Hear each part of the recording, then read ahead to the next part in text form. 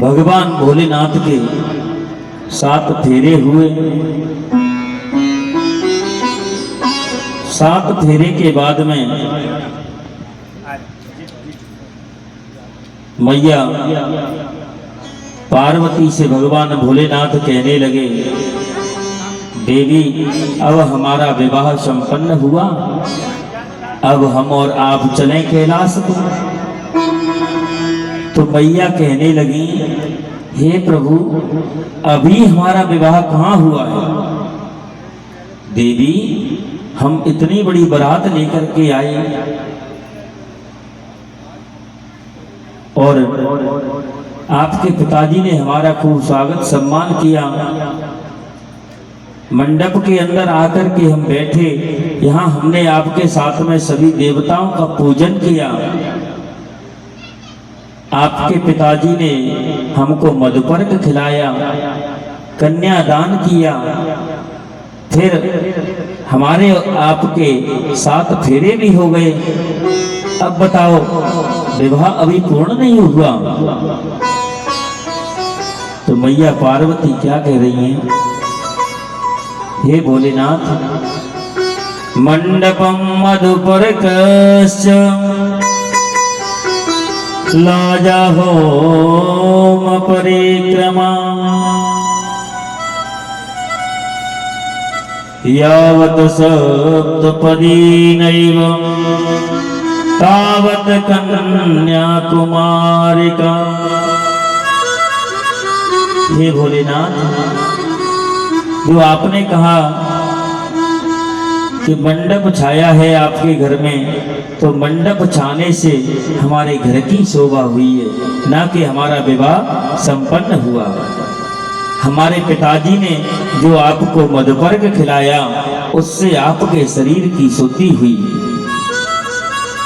फिर आपने कहा कि आपने जो है धान की खील जो होती है ना, उसके द्वारा हवन किया, तो हवन करने से देवता प्रसन्न हुए और हमने और आपने जो अग्नि की प्रदक्षिणा की है, इससे अग्नि देवता प्रसन्न हुए।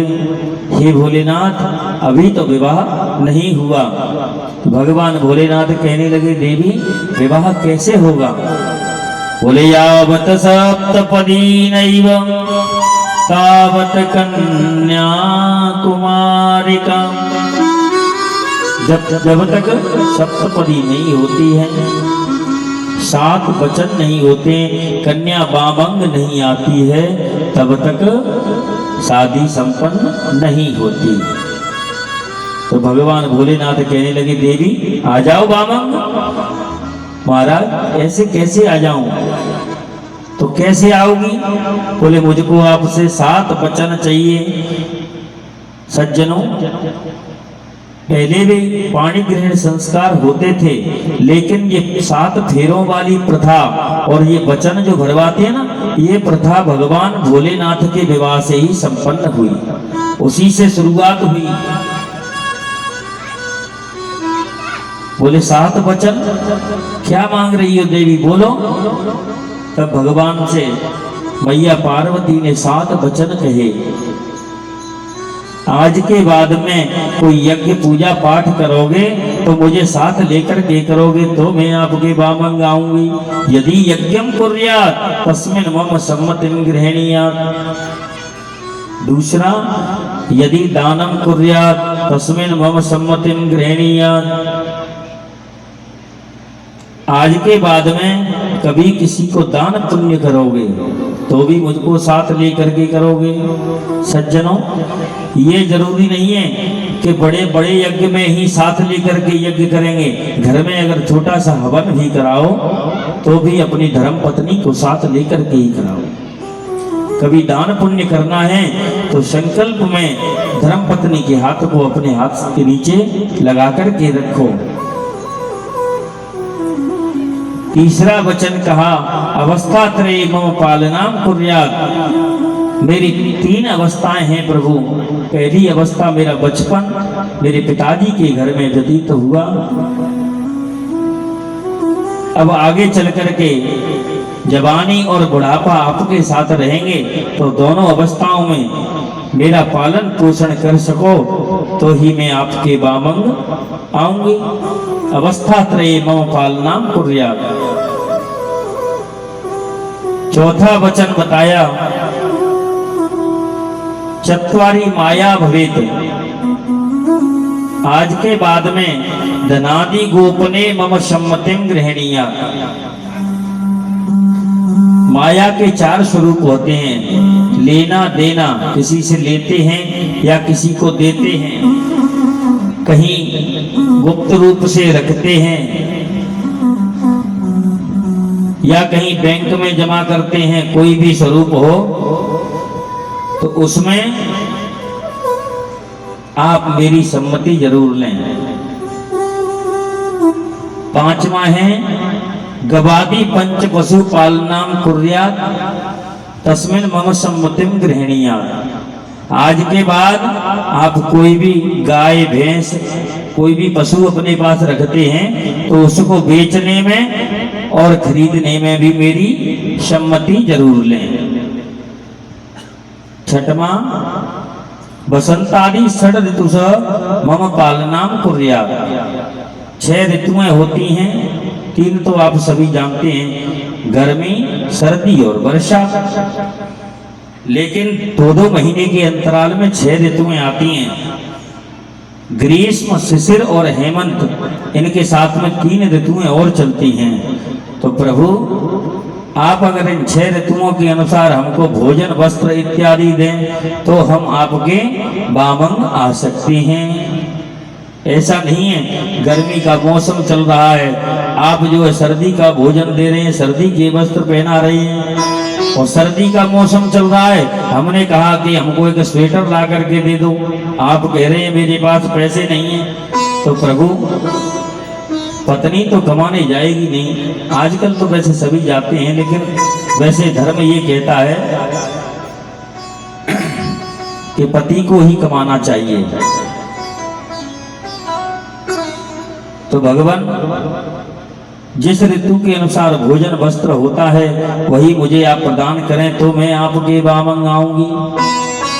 7वां है, सखीषु मम हास्यम कटु वाक्यम ना वदेत तस्मात् तदाहम भवताम बामांगे आगच्छामि।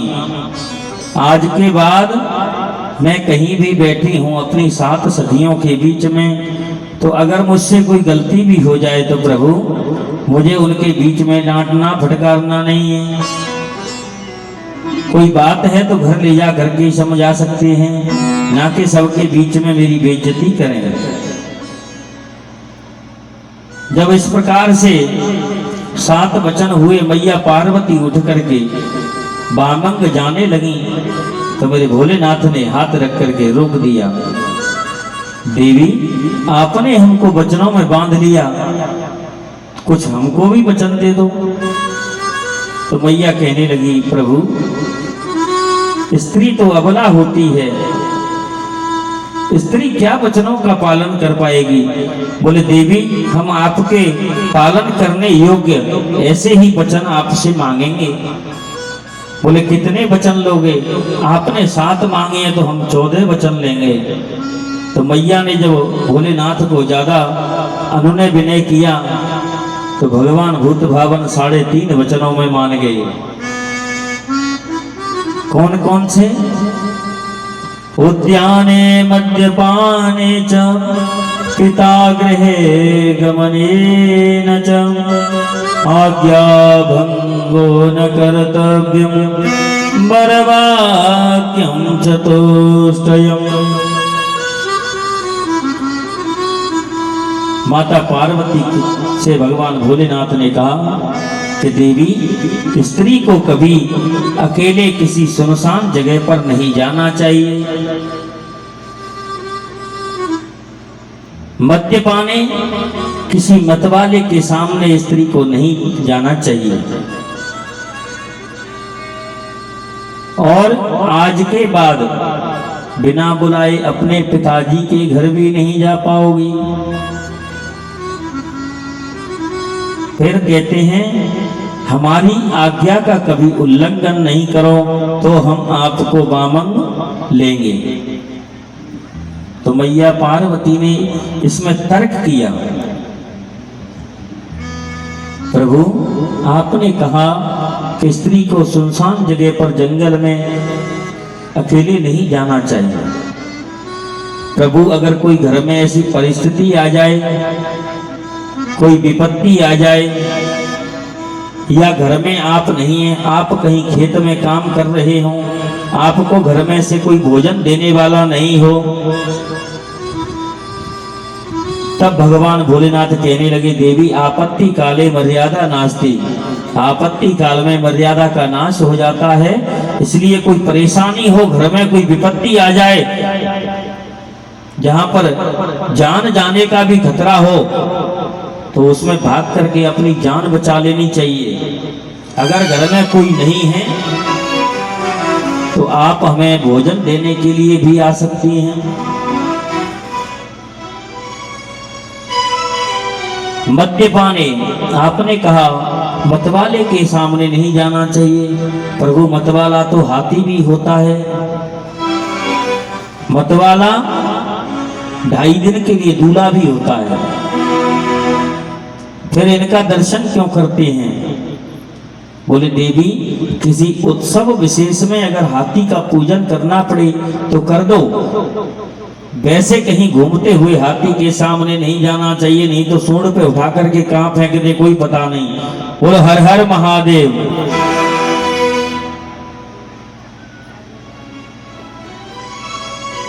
आपने कहा दूल्हा 2.5 दिन के लिए मतवाला होता है। दूल्हे का दर्शन जभी तक करना चाहिए तब तक दूल्हे के सिर पे सेहरा होता है, तब तक वो भगवान का स्वरूप होता है। कभी भी किसी भी माता बहन को अपने पति के अलावा किसी दूसरे पुरुष की बड़ाई नहीं करनी चाहिए, केवल अपने पति की ही प्रशंसा करें। अगर अनायास किसी दूसरे की बड़ाई करते हैं तो उससे पाप लगता है। मैया कह रही हैं, बोले जब दूल्हा निकल के जाता है सब बड़ाई करते हैं, व्यास जी कथा सुनाते हैं, तब भी सभी बड़ाई करते हैं, बहुत अच्छी कथा कह रहे हैं। बोले जब तक दूल्हे के सिर पर सेहरा रहता है, व्यास जी व्यास गद्दी पर रहते हैं, तब तक उनकी बड़ाई करने पर दोष नहीं लगता है। बोलो हर हर महादेव। फिर आपने कहा पितागृहे गमनेन च, बिना बुलाए पिताजी के घर नहीं जाना चाहिए। तो हे प्रभु 2 त्योहार ऐसे आते हैं, एक भाई दूज, एक रक्षाबंधन, इन पर तो बहन बिना बुलाए भी जा सकती है ना। तब मेरे प्रभु ने कहा देवी आपको ज्ञात है पिछले जन्म में जब आप दक्ष कुमारी बनकर के आई थी और आपने हट करके बिना बुलाए आप अपने पिताजी के घर गई, वहां पर जब हमारा अपमान देखा तो आपसे रहा नहीं गया और क्रोधाग्नि के द्वारा अपने शरीर को भस्म कर डाला। इसलिए जब कोई लड़ाई झगड़ा ना हो, अभी आप कल भी आपको बताया था, क्रोधी ससुर, अगर ससुर दामाद का झगड़ा चल रहा हो तो पत्नी को अपने पिताजी के यहाँ नहीं जाना चाहिए, क्योंकि वहां पति का अपमान होगा और पत्नी अपमान सहन नहीं कर पाएगी।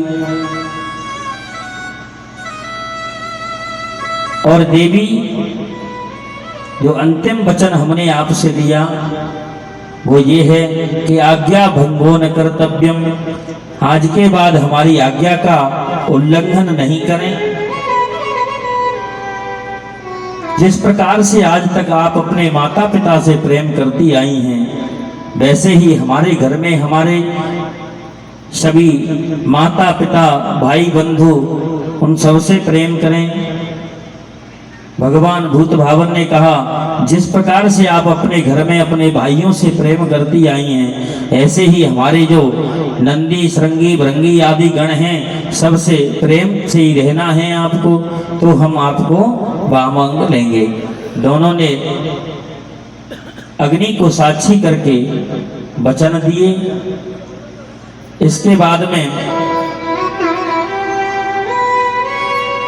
भगवान भोलेनाथ ने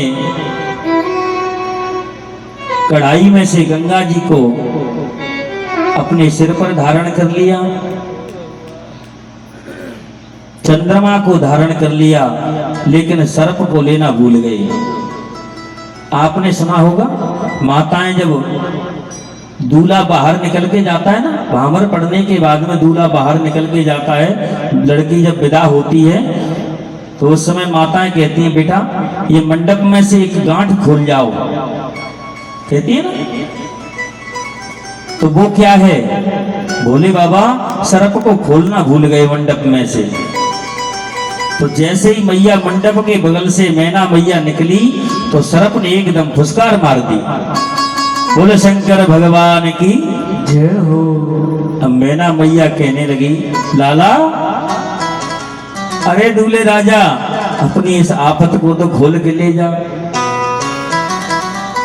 ये किसी को डस लेगा भैया, इसको तो ले जाओ। तब मेरे भोलेनाथ ने अपने सर्प को उस मंडप में से खोल करके अपने गले में धारण कर लिया। अब यहाँ सभी देवताओं ने कहा, बोले अब तो विदा करो महाराज। सभी देवता अपने अपने वाहनों को सजाने लगे। अब यहाँ पर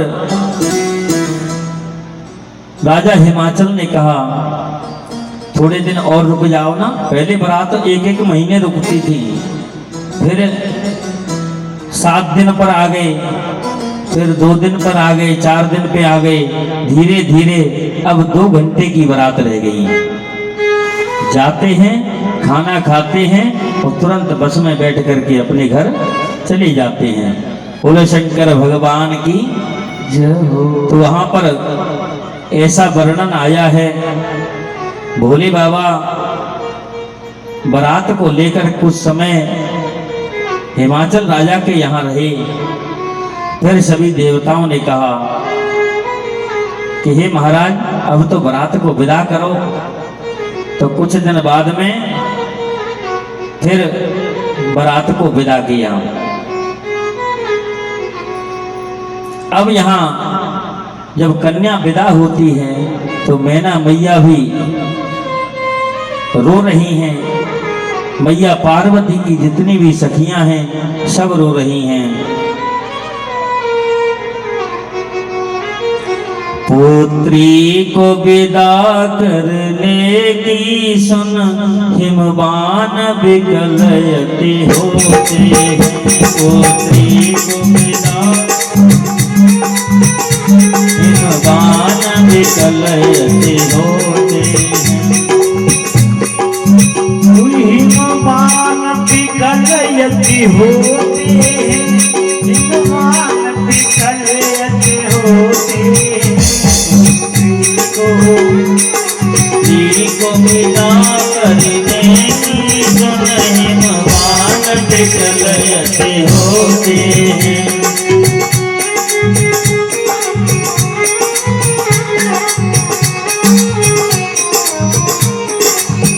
सबको भोजन करवा करके चरणों में वंदन करते हैं। सभी को भोजन करवा करके वंदन तो करवाते हैं।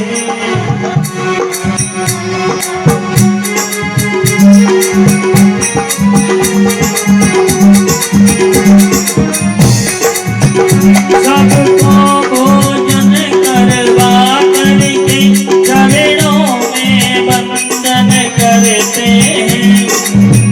भोजन करवा करके चरणों में वंदन करते हैं। पुत्री को विदा करने की सुन हिमवान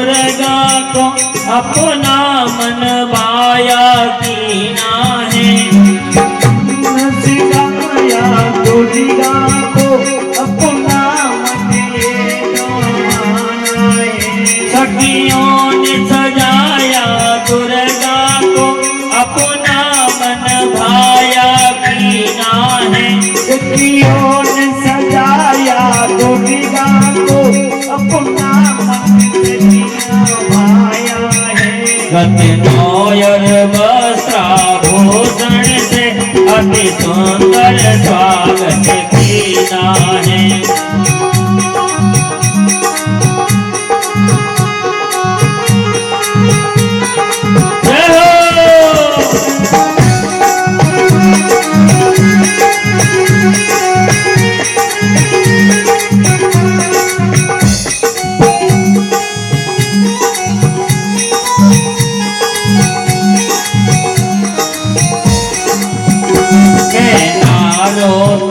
दिल खा करके पोत्री को गले लगाती है।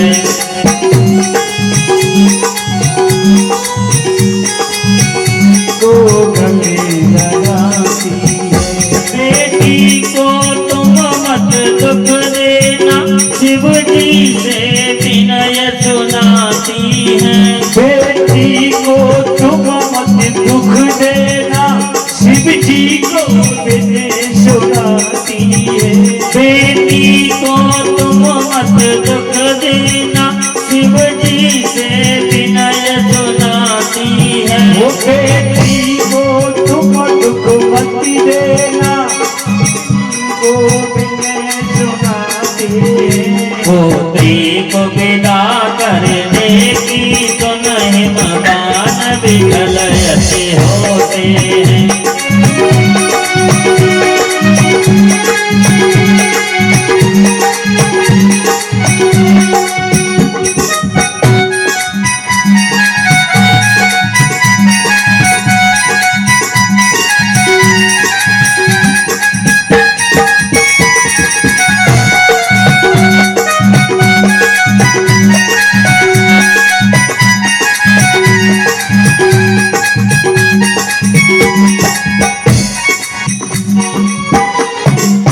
बोलिए शंकर भगवान की जय हो। मानिए दुलारी मेरा कहना, आज मैया से कहने लगी, हो मानिए दुलारी मेरा कहना, इस भांति रहना जाके ससुराल में। मानिए दुलारी मेरा कहना, इस भांति रहना जाके ससुराल में। सब कुछ पड़ेगा बेटी सेना, इस भांति रहना जाके ससुराल में। सब कुछ पड़ेगा बेटी सेना, इस भांति रहना जाके ससुराल में।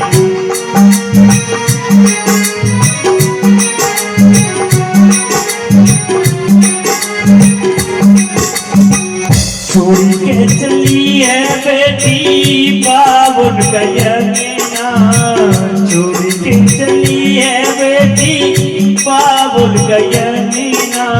संग की सहेली कोई जाए तेरे संगीना, अपने घर की आन बहान रखना बेटी स्वाभिमान।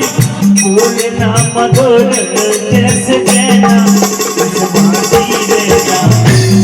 ससुराल में। मानिए दुलारी मेरा कहना, इस भांति रहना जाके ससुराल में। माता के समान अपनी सासू जी को मानना, माता के समान अपनी सासू जी को मानना। पिताजी के समान अपने ससुर जी को जानना, पिता के समान अपने ससुर जी को जानना। रानी का तुम आदर करना, जो रानी से प्यार करना। रानी का आदर करना, जो रानी से प्यार करना। नंदी को समझना जबनी पहना, इस भांति रहना जाके ससुराल में। मानिए दुलारी मेरा कहना, इस भांति रहना जाके ससुराल में। सब कुछ पड़ेगा बेटी सेना, इस भांति रहना जाके ससुराल में। बोलेगी, कभी कभी सास तेरी कड़े बोल बोलेगी, मार मार ताने तेरे हृदय को निचोड़ेगी, मार मार ताने तेरे हृदय को निचोड़ेगी। मत बोलना तू, कुछ मत बोलना तू, मोहम्मत बोलना तू, कुछ मत बोलना तू, नीचे झुकाए रखियो लेना, इस वादी रहना जाके ससुराल में, मानिए तो दादी मेरा कहना, इस वादी रहना जाके ससुराल में, सब कुछ पड़ेगा बेटी सेना, इस वादी रहना जाके ससुराल में, सब कुछ पड़ेगा बेटी सेना, इस वादी रहना जाके ससुराल। बोलिए शंकर भगवान की जय हो। यहाँ पर दोनों माँ बेटी गले मिल करके फूट फूट करके रोती हैं। मैया पार्वती कहती है, मैया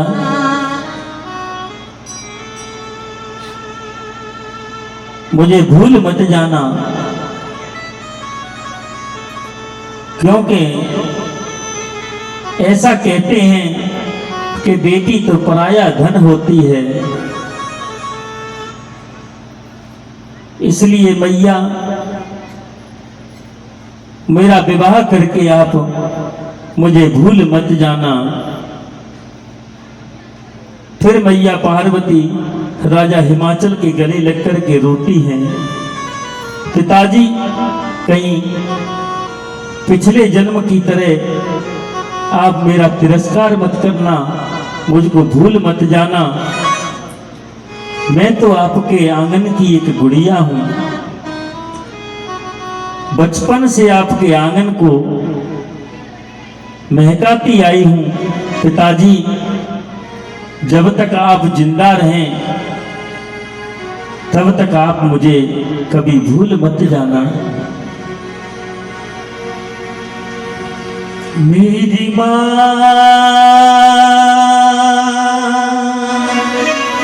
मेरी माँ,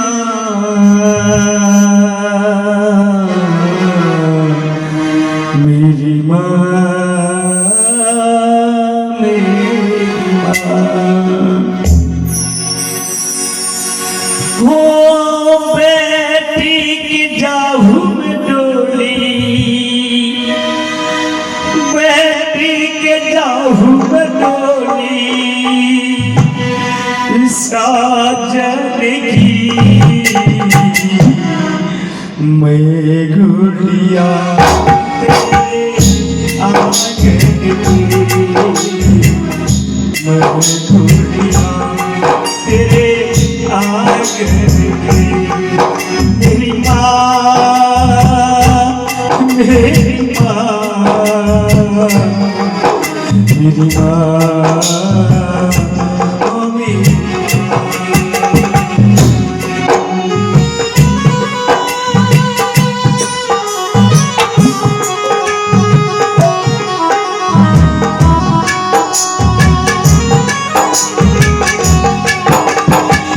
ये मेरी माँ तू क्यों रोती है, बेटी पराया धन होती है, ये मेरी माँ तू क्यों रोती है, बेटी पराया धन होती है, ये मेरी माँ तू क्यों रोती है, बेटी पराया बनी होती है, याद सताए तेरे बचपन की, याद याद सताए तेरे बचपन की मेरे गुड़िया तेरे आंगन की मैं गुड़िया तेरे आंगन की मेरी माँ मेरी माँ बचपन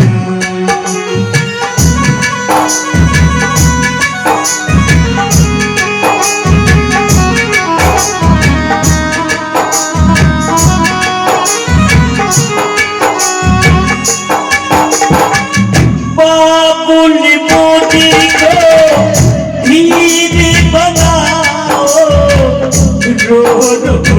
मैं गुड़िया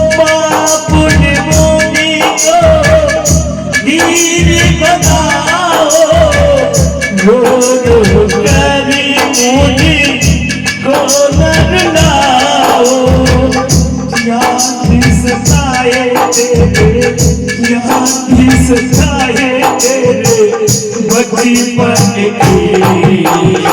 की मैं गुड़िया तेरे आंगन की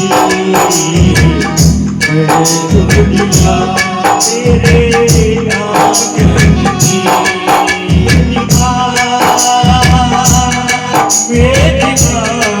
माँ मेरी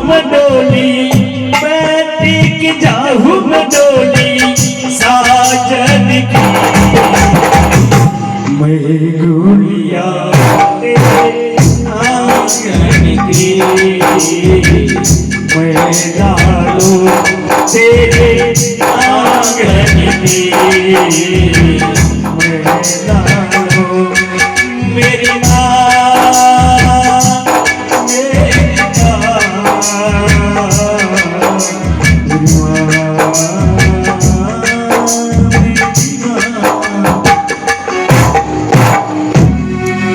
बोलिए शंकर भगवान की।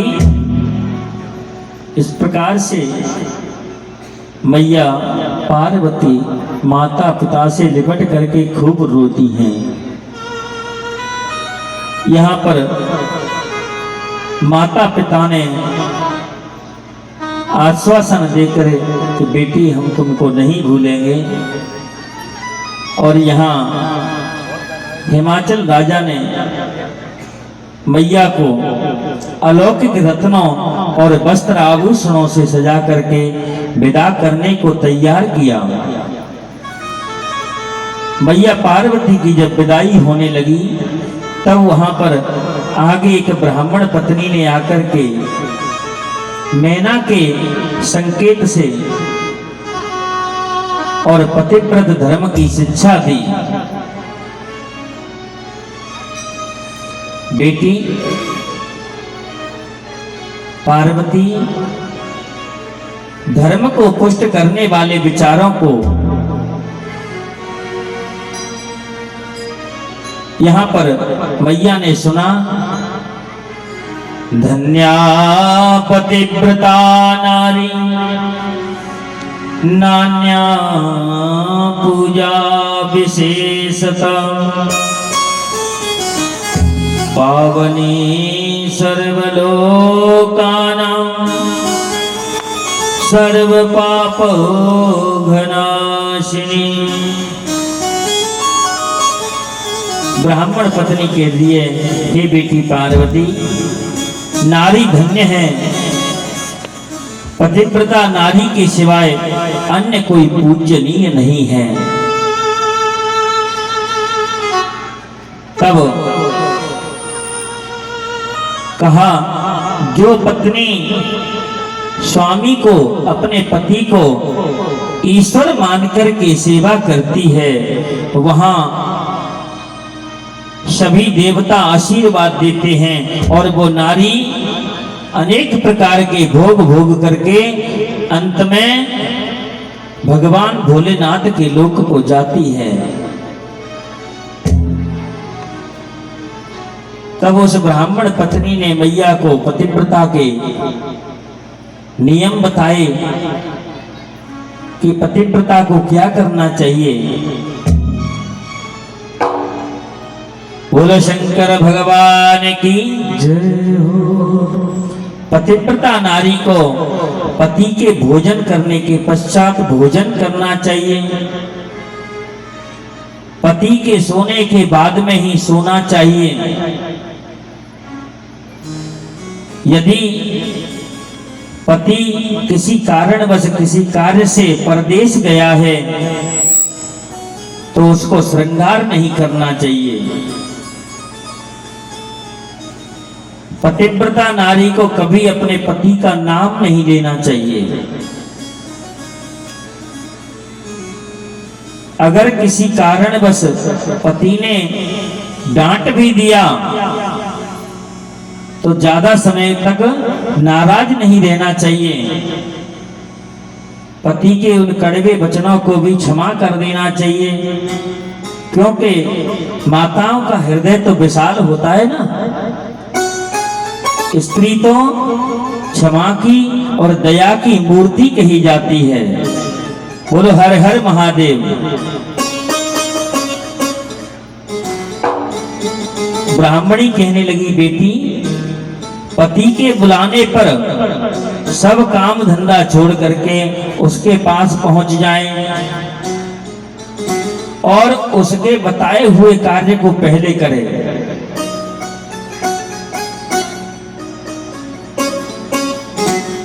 पत्नी जो पतिव्रता नारी होती हैं उनको कभी भी ऐसा नहीं है, घर के द्वार पर ज्यादा देर तक नहीं बैठना चाहिए। बिना पति की आज्ञा के कभी तीर्थ यात्रा भी नहीं करनी चाहिए। अगर पति नहीं जा पाए तो उनसे आज्ञा लो। बोले आप नहीं जा पा रहे हैं तो मैं चली जाऊं, पूछ करके ही जाना। ऐसा नहीं बिना पूछे और चाहे जब मन किया तभी तीर्थ यात्रा को चल लिए। बोलो हर हर महादेव।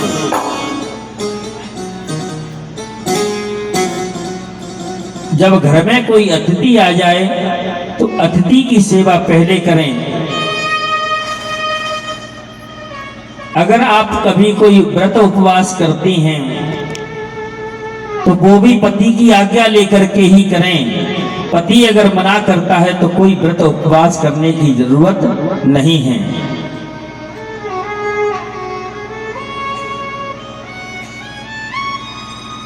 माताओं, हर मातृशक्ति को रजो धर्म होता है, तो उस अवस्था में 3 दिन तक कभी भी पति को अपने हाथ से बनाया हुआ भोजन या ऐसा कोई भी पूजा पाठ का कार्य नहीं करना चाहिए।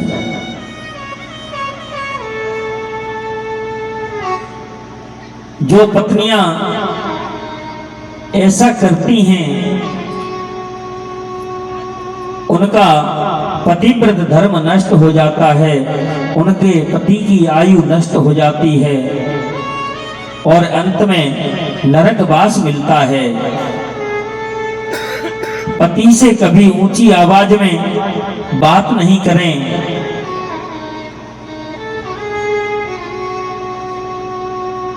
अनेक प्रकार की योनियां बताई हैं कि कौन किस योनि में जाती हैं, इसलिए बस इसी बात को समझ लो कि कभी भी पति को परमेश्वर मान करके उनकी पूजा करो। हे पार्वती, पति ही देव, गुरु, धर्म, तीर्थ, व्रत सब कुछ माना गया है। जो स्त्री अपने पति को छोड़ करके दूसरे के पास जाती है वो वृक्ष की खोखड़ में रहने वाली उलूकी बनती है। पतिवंचक पर पतिरति करही, रौरव नरक कलप सत करही। कलप सत करही।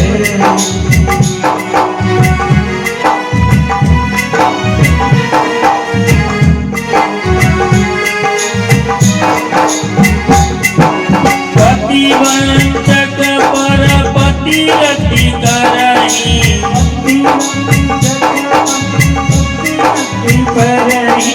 गौरव नरक कलप सत परही।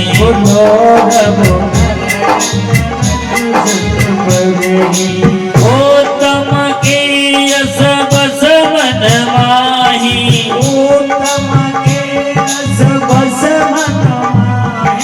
सपने उमान पुरुष जग नाही।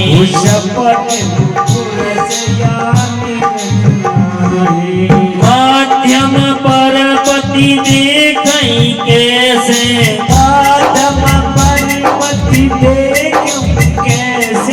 भ्राता पिता पुत्र निज जैसे।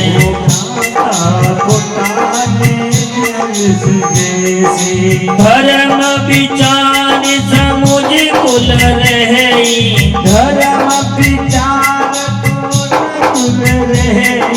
जोनि के क्षत्रिय श्रुतिय सतहि।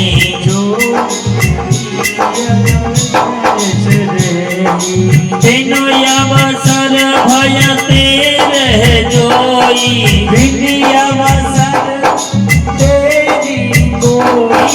जाने अधम नारे जग सोई।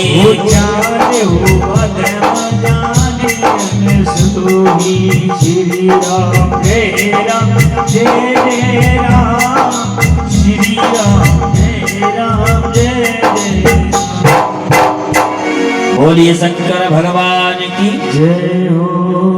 पतिवंचक परपति रति करई, जो अपने पति को छोड़ करके पराये पुरुषों में रति करती हैं वो 100 कल्प तक रौरव नरक में पड़ती हैं। इसलिए हे पार्वती, संसार में 4 प्रकार की पतिव्रताएं बताई हैं। जो स्वप्न में भी पर पुरुष का दर्शन नहीं करती वो प्रथम उत्तम मानी गई है। दूसरी, जो दूसरे पुरुषों को पिता भाई और पुत्र मानने वाली हैं वे मध्यम पतिव्रता मानी गई हैं। अपने मन में धर्म को समझ करके जो व्यभिचार नहीं करती वो तीसरी श्रेणी की पतिव्रता मानी गई हैं। चौथी, जो पति और कुल के भय से व्यभिचार नहीं करती वो चौथे प्रकार की पतिव्रता मानी गई हैं। ये चारों प्रकार की पतिव्रताएं सभी लोकों में पवित्र मानी गई हैं।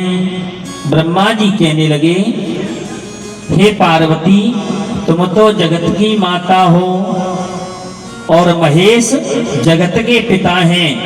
आपका नाम स्मरण करके स्त्रियां पतिव्रत धर्म में प्रतिष्ठित होंगी। बोलो शंकर भगवान की जय हो। इस प्रकार से उस विदुषी ने और 752 श्लोकों में पार्वती मैया को पतिव्रत धर्म की शिक्षा दी। अब सभी कहते हैं विदा करो, अब विलंब क्यों कर रहे हैं? तब मैं